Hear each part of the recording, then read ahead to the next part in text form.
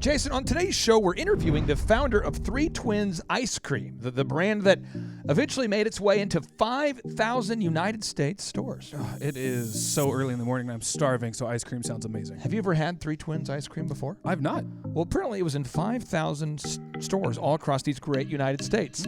Now, unfortunately, due to certain financial constraints, Neal had to shut the company down. The founder of the company, Neal Gottlieb, had to shut the company down. And on today's show, he shares with you what he learned while growing a company, building it big, and then having to shut it down. All this and more on today's edition of the Thrive Time Show on your radio and podcast download.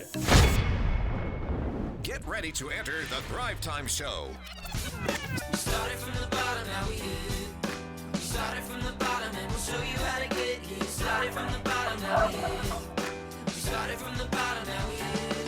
We started from the bottom, now we're on the top. Teaching you the systems to get what we got. Colton Dixon's on the hooks, I break down the books. Z's bringing some wisdom and the good looks. As the father of five, that's why I'm a dive. So if you see my wife and kids, please tell them hi. It's the C&Z up on your radio. And now 3, 2, 1, here we go. We started from the bottom, now we here. We started from the bottom and we'll Yes, yes, yes, and yes. Dr. Z, it is ecstasy when you are next to me, my friend. How are you? Absolutely. I am fantastic. Well, on today's show, we are interviewing the man who is the founder of the Three Twins ice cream brand that is loved so much by Nancy Pelosi, Neal Gottlieb. Welcome on to the Thrive Time Show. How are you, sir? I'm doing well. How are you? Well, man, I'm honored to talk to you. I saw there was a late-night television show where Nancy Pelosi was talking about how she was surviving the coronavirus quarantine, and in her fridge, she showed a new shipment of your ice cream. Have you seen that footage, sir? I have not. And now that we're out of business, now people are going to think it might be some vast right-wing conspiracy that we went under.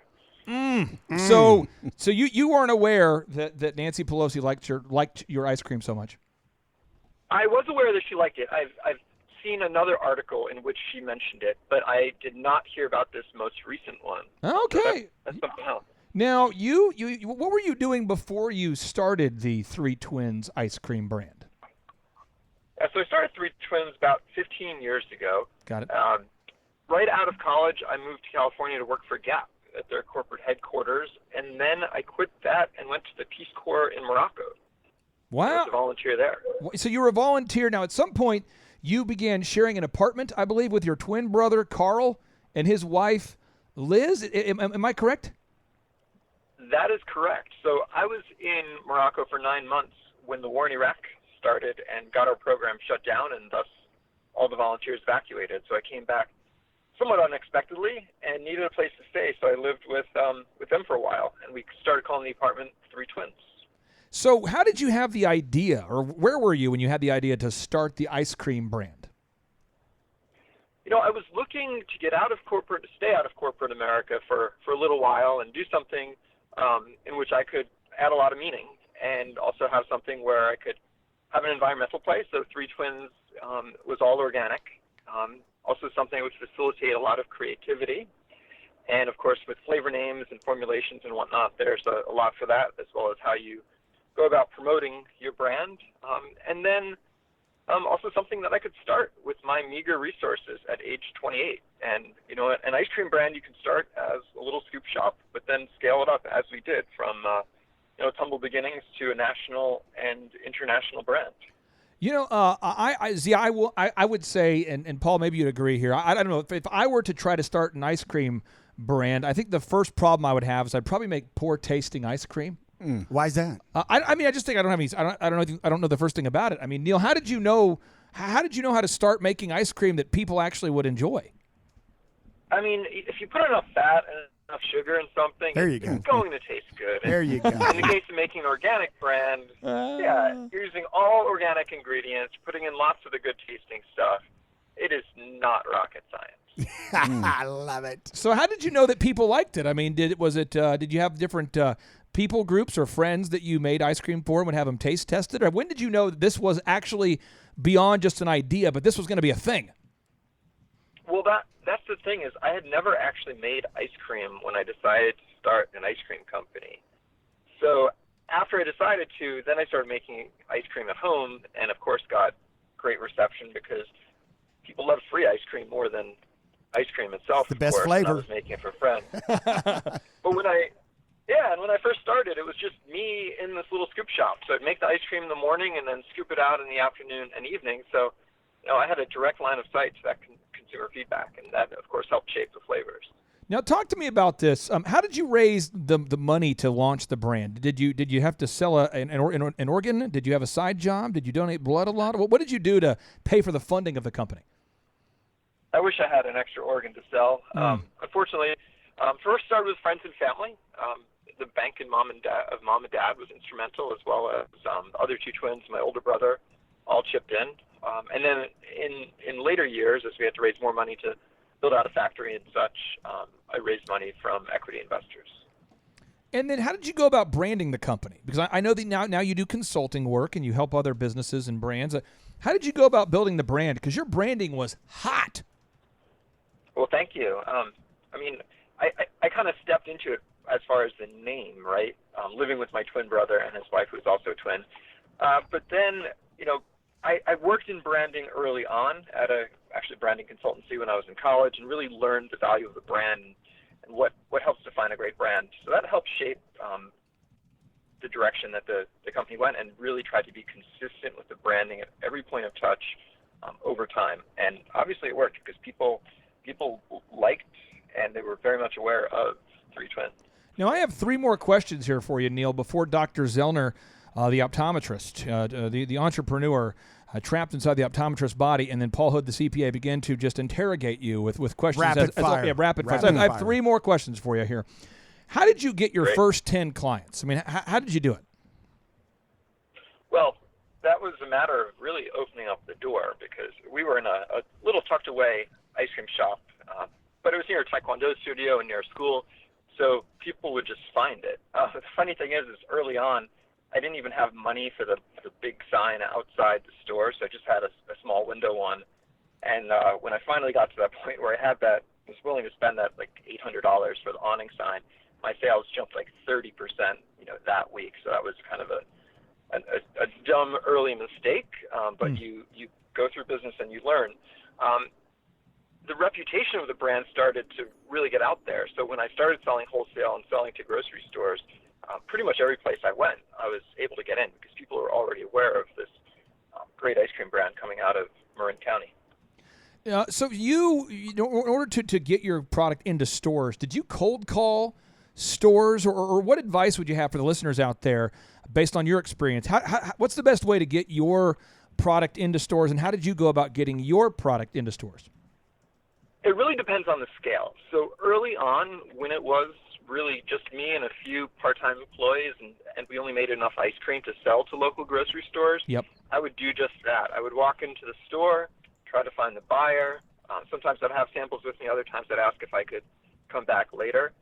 When you get a little larger and you're getting into larger chains, a la Whole Foods or other chain grocery stores, you need to find out what their category review schedule is and get an appointment, which is often very difficult to do yourself, but there are brokers who have these long-standing relationships with those buyers and can help you get those meetings.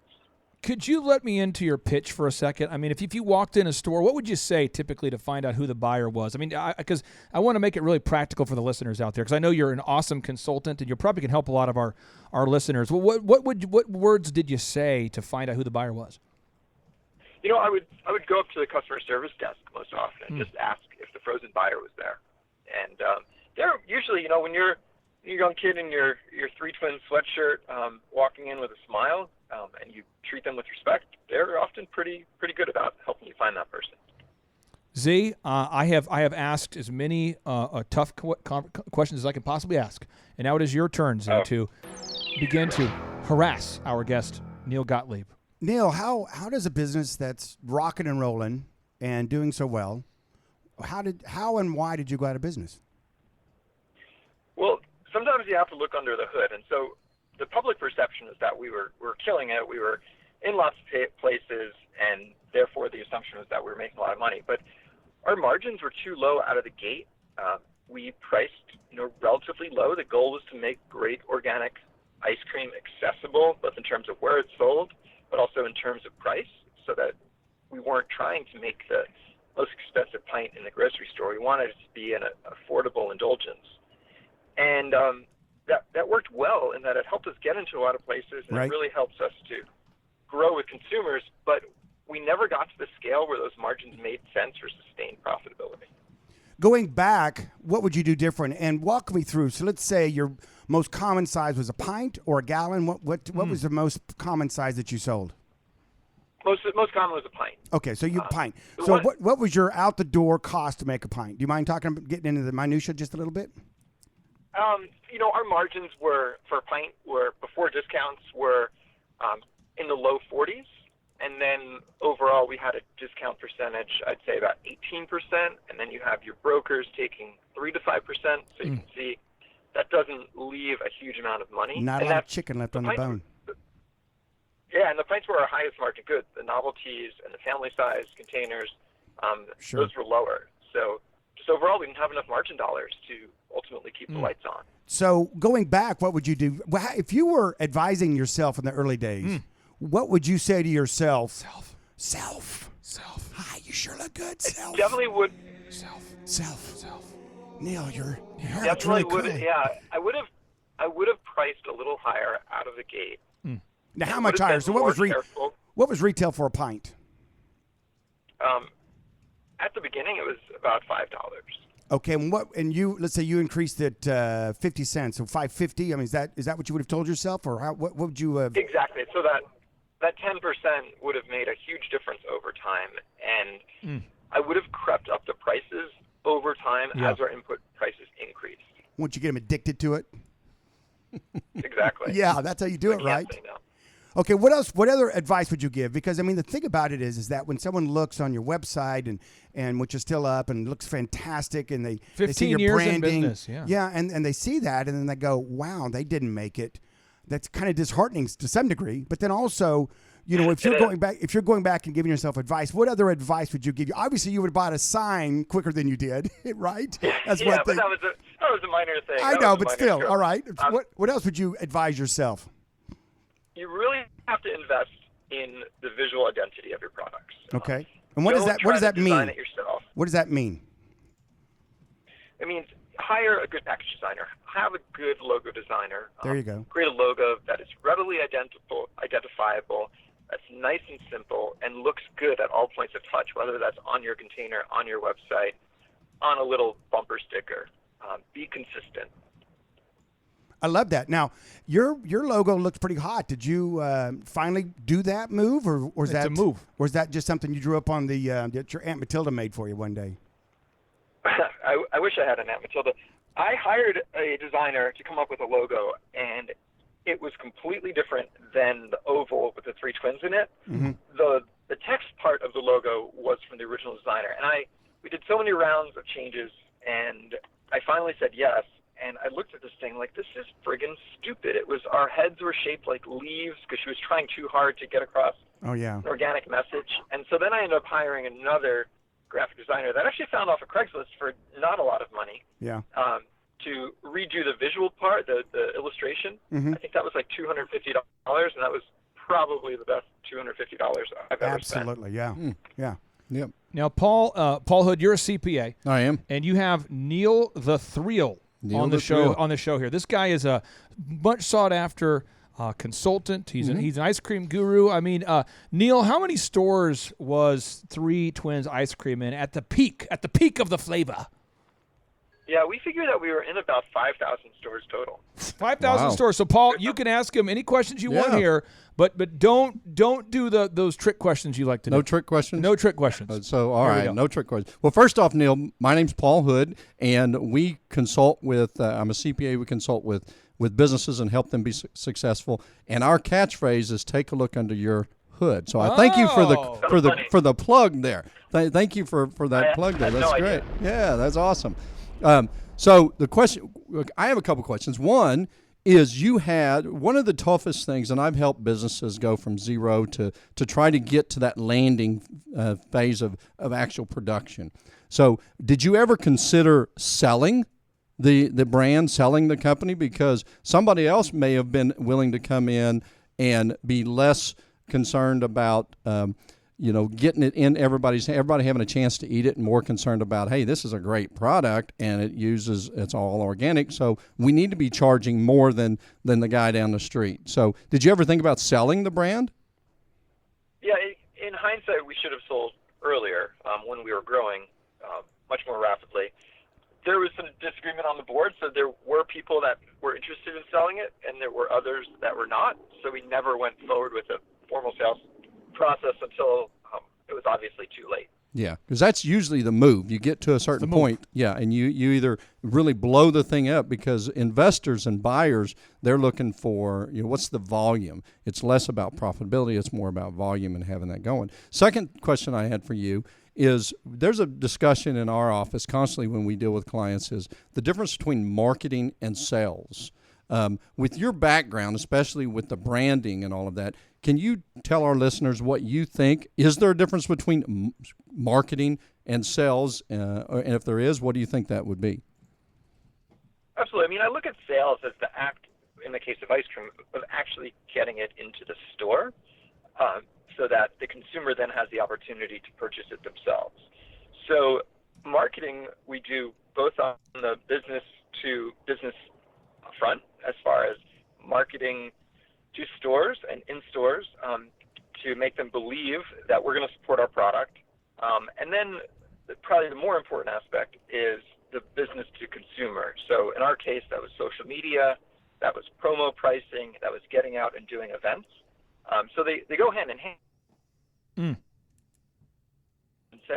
Sales, as having the consumer have the ability to make that choice to purchase, and the marketing is actually getting the consumer to make that purchase. Now, Neal, one other question, Clay, if you don't mind. Sure, yeah.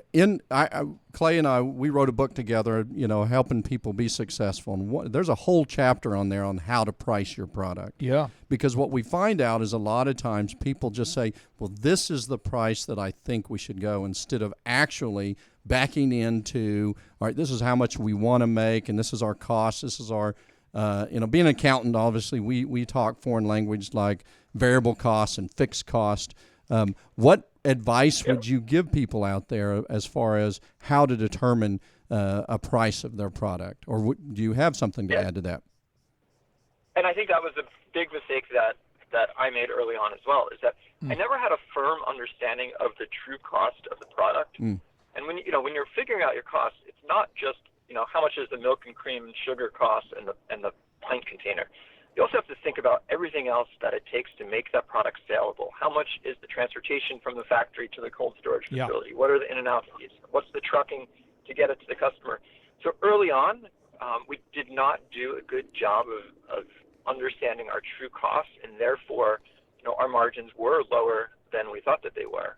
Sure. And that ended up getting us into a lot of trouble. Well, Clay, a plug for Neal as far as him helping other companies. You learn more from getting knocked down than you do just luckily being successful, because he's saying all the right things right now, and he's been down that Neal, path. what's your web address? What's your website? Where can people learn more about you? Well, you can find me on Twitter at Neal H. Gottlieb, or Instagram. I don't have a personal website at this time. So NealHGottlieb. So Facebook, Instagram, or Twitter. And then people can reach out to you if they want to learn more about your consulting that way?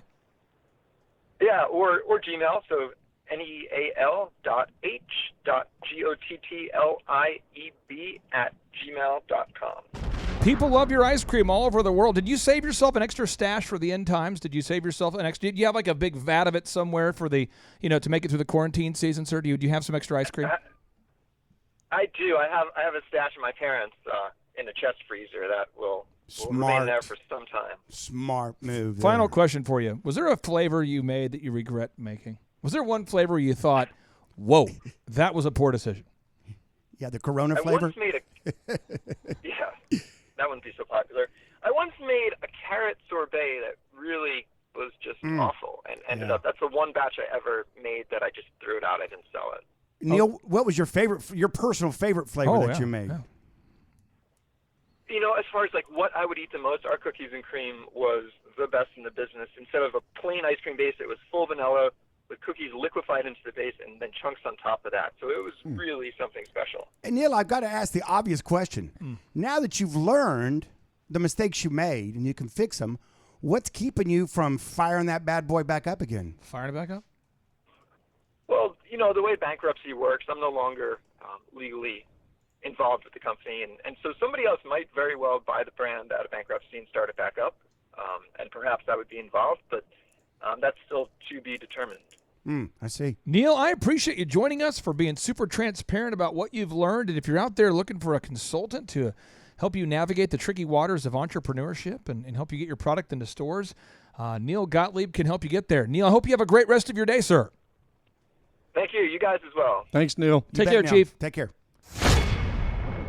And now, without any further ado, 3, 2, 1, boom!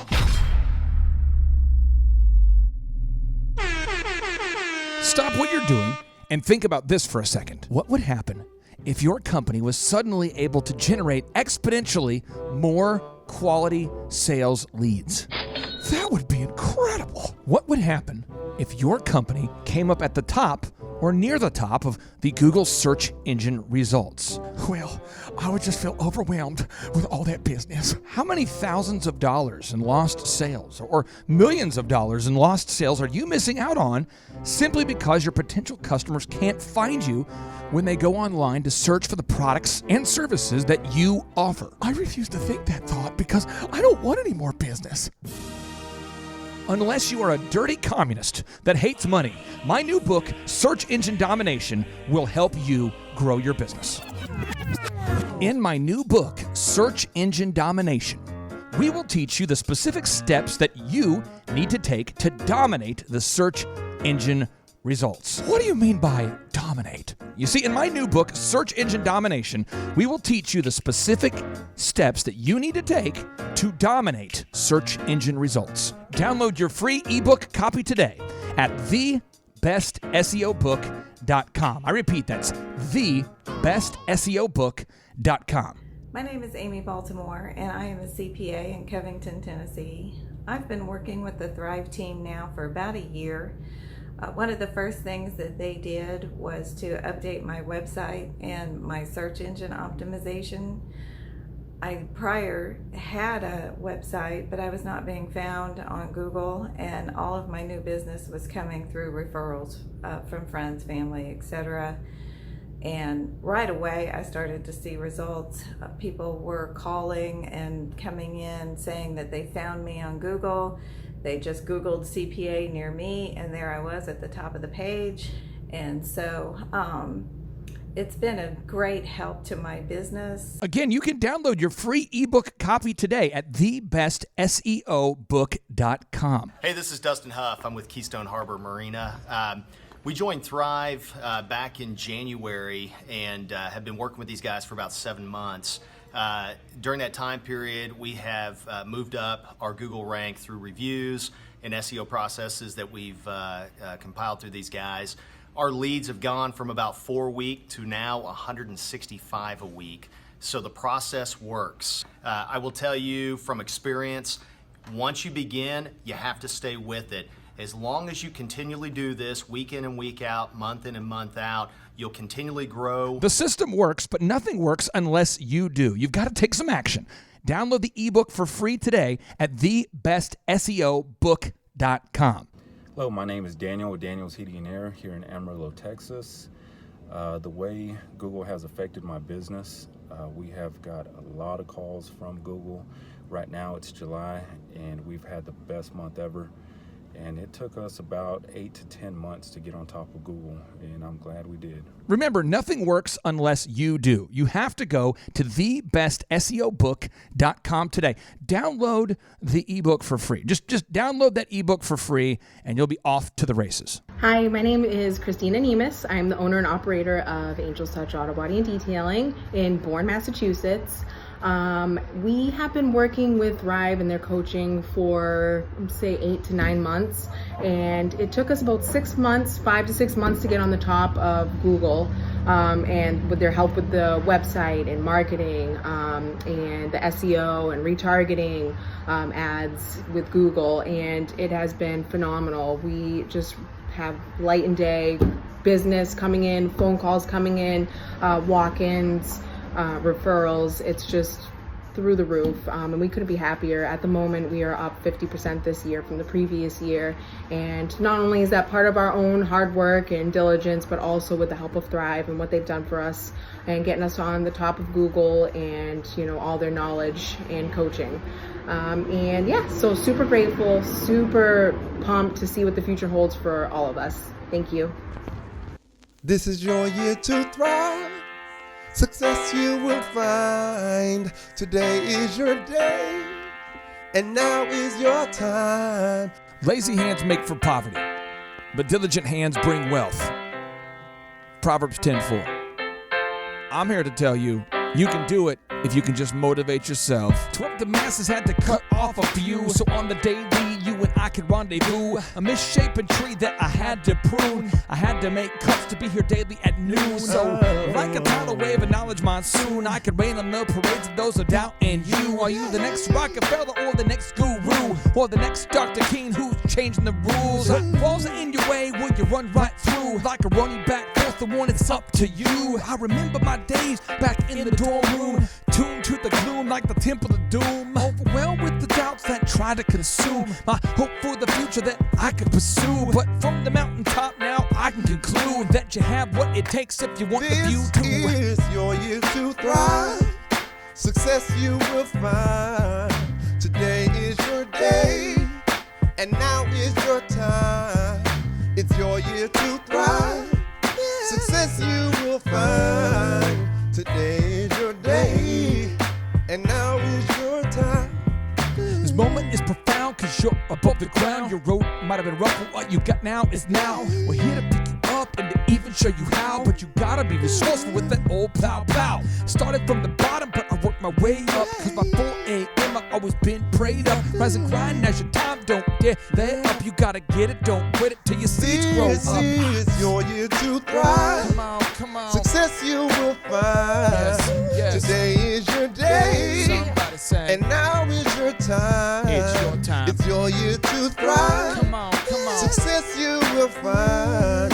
Today is your day, and now is your time. It's your time. We all have a wish and we all want to win, but we cannot begin without self-discipline. If you fall on your face, get yourself up again. Attach yourself to goals, not fail with the friends. When the storms get rough and it's scatter and leave, you only be there with yourself and what you believe. We believe in you, but not as much as God does. If you're going through hell, he's got nothing but love. Apply what you learn, increase what you earn, and in due time You you got have money to burn. Apply what you learn, increase what you burn, and in due time you got money to burn. Sing it. Apply what you learn, increase what you burn.